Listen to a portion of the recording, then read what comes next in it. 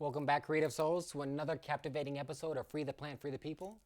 I'm your host, LeVar Eady, and Free the Plant, Free the People is presented by BluRok Farms.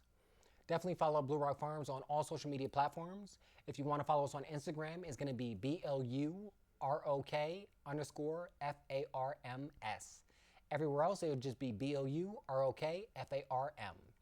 So thank you for following us. And anybody that's interested in getting a discount on their medical cannabis card, definitely make sure to visit leafwell.com and enter the code BluRockFarm10 to get $10 off your cannabis card. And that's anywhere in the nation. So let's get right into today's episode, and we're diving into a topic that I know is going to ignite your imagination: the dynamic connection between cannabis and creativity. So from ancient times to the modern era, cannabis has been a potent muse for artists, musicians, writers, and creators across the globe. So let's explore some historical accurate examples of how cannabis has inspired creativity. In the 19th century, the poet Baudelaire and the painter Monet were known for for enjoying cannabis use to expand their artistic perspectives. And who could forget the legendary Bob Marley, probably the most famous stoner of all times, for his music was infused with the spirit of cannabis as well as social change. He used his music as an impetus to put more positivity into the world, and that was something that was big for him. And cannabis was one of the driving forces that helped illuminate his perspective. So today I'm going to give you a couple of examples of some historic creatives and cannabis, as well as my own. So let's begin with my own experiences. Cannabis has opened the doors for me to different realms of thoughts and emotions, as well as it enters a world of possibilities and colors. Many of my best ideas and creative projects have been influenced by my consumption of cannabis. In 2016, when I was writing my first business plan for my company, for my first cannabis company, I was smoking a lot of XJ13, Jelly Bean, and Pink Champagne because it really helped promote that creative energy that I needed to, one, to focus for long periods of time, as well as to focus on that single project of creating this business plan. And it gave me a lot of possibilities of ways of thinking in creating a business plan that's suited for me that wouldn't be suited for anybody else, specifically because of the creativeness that I wanted to create in it and the goals that I wanted to set in it. But it also allowed me to, again, focus to make sure that it's coherent and conducive to the project that we wanted at hand, which was the cultivation of cannabis.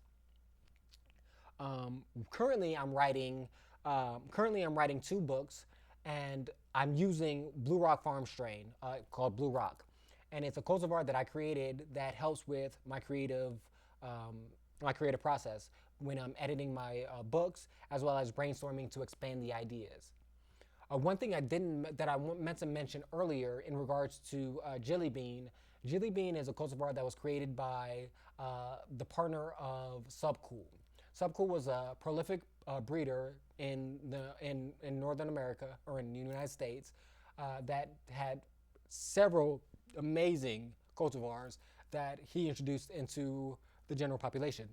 And one of them being Jelly Bean, that he did, like I said, with his partner at the time.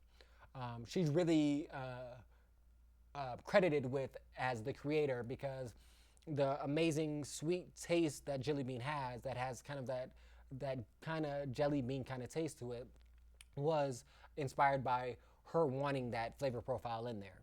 So I just want to give that little tidbit of information and to say definitely check out Subcool's strains. Unfortunately, Subcool passed away a couple of years ago, I believe from cancer. So rest in peace, Subcool, and thank you for all the contributions that you provided to the cannabis community.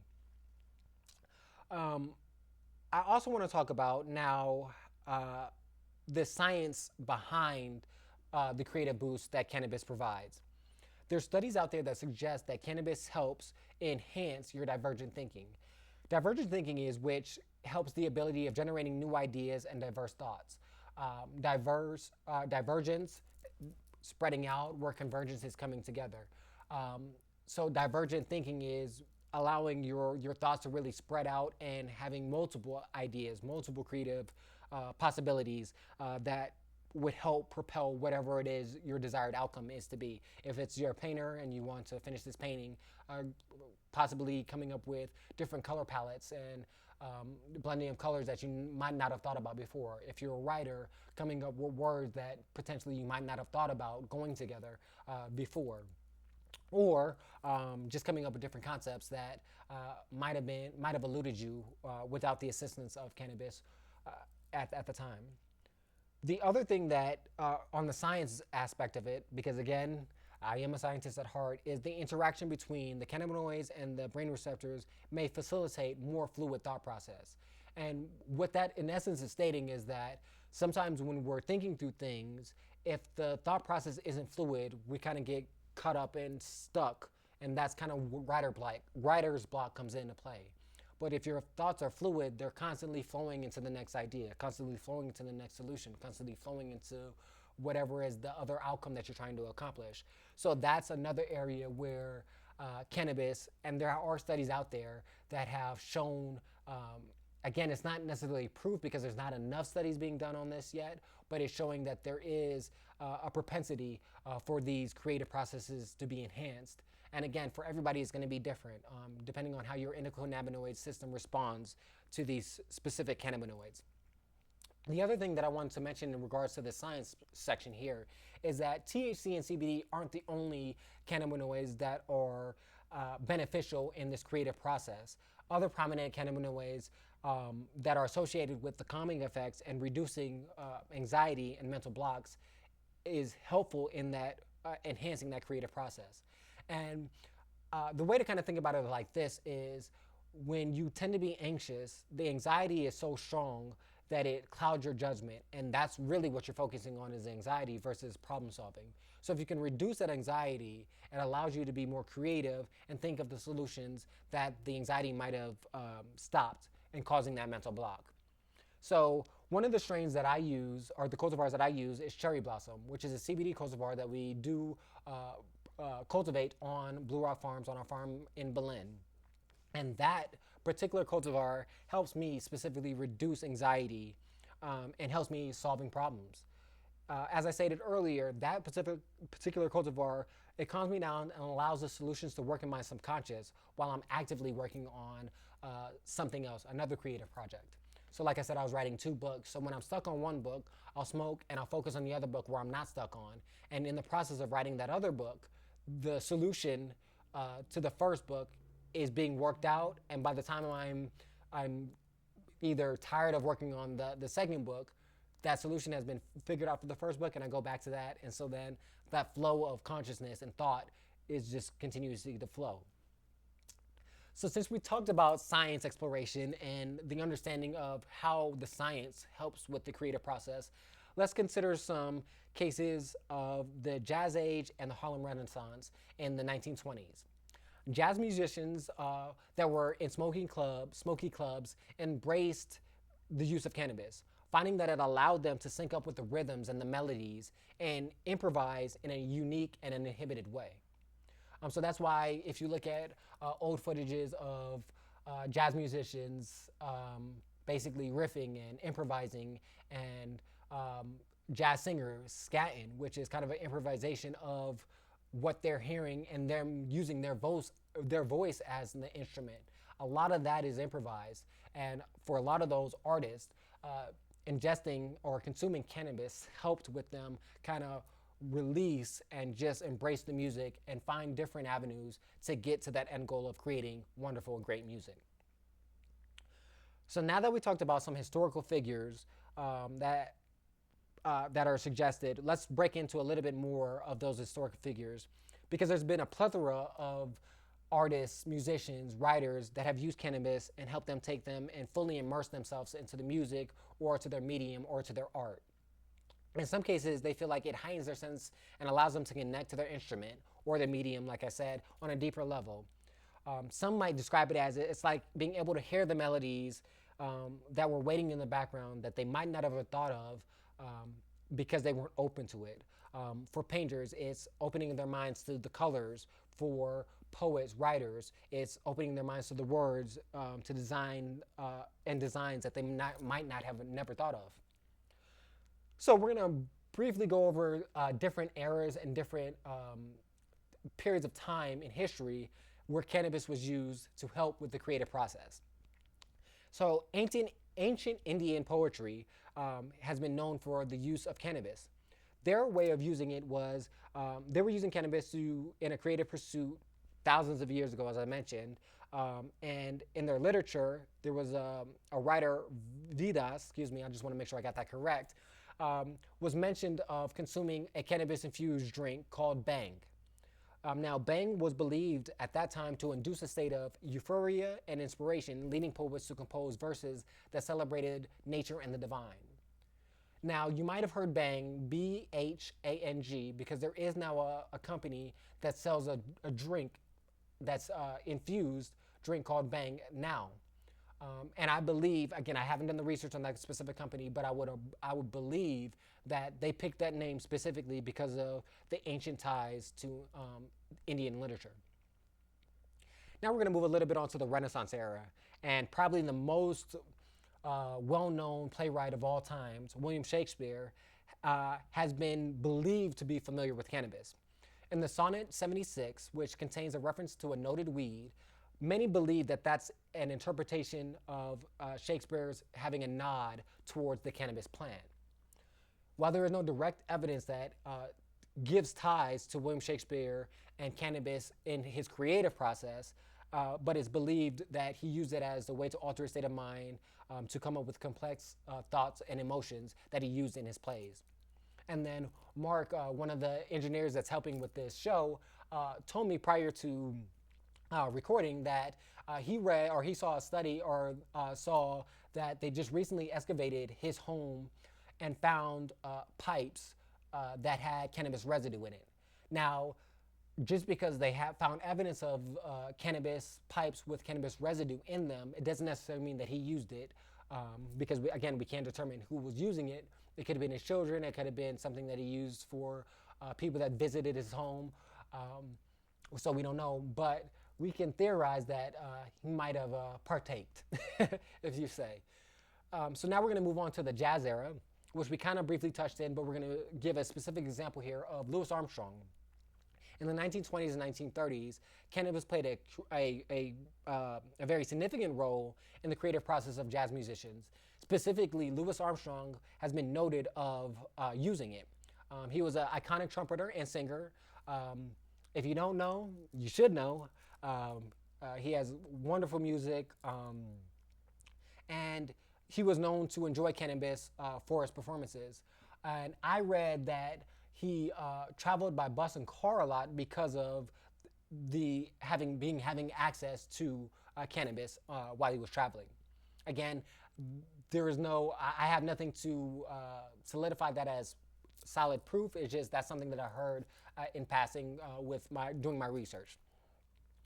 He claimed that it did help relax him while immersing himself in the music, and improvising made it easier for him and provided ease to the improvisation. Another person that is well known, that has a strong tie that is closer to the modern era is Snoop Dogg. Of course, we know that he's very open about his cannabis use, and frequently and on a daily basis, and how that it helps with his music and his persona as well as a whole. And I don't ever see him stopping or slowing down anytime soon. So those were just some examples of historic examples of showcasing how cannabis has been intertwined with the creative processes on a myriad of spaces, from writers to playwrights to poets to musicians, and how it all highlighted how the creativity in the music would go. As part of it, I want to also bring up a couple of painters that I haven't mentioned.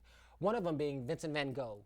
The renowned Dutch painter is believed to have used cannabis to aid his creativity. Some art historians speculate that his use of the plant has made a contribution to his vivid colors and bold brushstrokes earlier in his iconic career. And one painting that they believe was inspired at the bare minimum, or was actually cannabis induced, was a well-known painting known as Starry Night. Another famous painter would be Jackson Pollock. uh, which was an abstract expressionist movement known for a drip painting technique. Some believe that Pollock was using cannabis to alter a state of mind, which allowed him to paint and potentially contribute to the uninhibited and spontaneity of his art. And then one that might be very well and frequently known for us in New Mexico is Frida Kahlo. She's a celebrated Mexican artist, is known for her self-portraits and the exploration of identity, pain, and emotion. Uh, she was known to experience chronic health issues and use a variety of remedies. And one of those remedies for some of her some of her health issues was cannabis, and it helps in her varying works, contributing to broader narratives of substances and her artistic expression throughout history. So, those are just a couple of people that have experienced cannabis on a multitude of levels that helped enhance their creative process or have been used as a muse. We'll close it out by saying that these stories are a testament to the power of cannabis as a creative catalyst.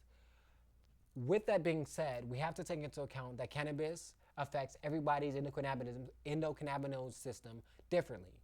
So for some people, like I've mentioned on previous episodes, I'm a sativa fan. I really enjoy sativas. They help for me creativity, focus, energy, all of those aspects. But for other people, it causes anxiety, it causes jitteriness, it causes racing heart, things of that nature that's not necessarily going to help in your creative process. So again, you have to find what cultivars work for you, what terpene profiles work for you, and putting that all together. And it also has to be at the right time, and really understanding your creative process. So I would just insist that you really take your time to understand how each cultivar is affecting you before you just make it your go-to for your creative process as well. So again, this was a deep dive into the creative process of how cannabis and creativity commingle and cross. There's a lot of other effects and energies that can be obtained with your consumption of cannabis, and it also depends on how you consume it. Because if you're going to consume it with an edible, it's going to take longer time to take effect unless you're using one of those edibles that are fast acting. And we've went into detail about how that works and why it works and why it's more fast acting than your traditional edibles.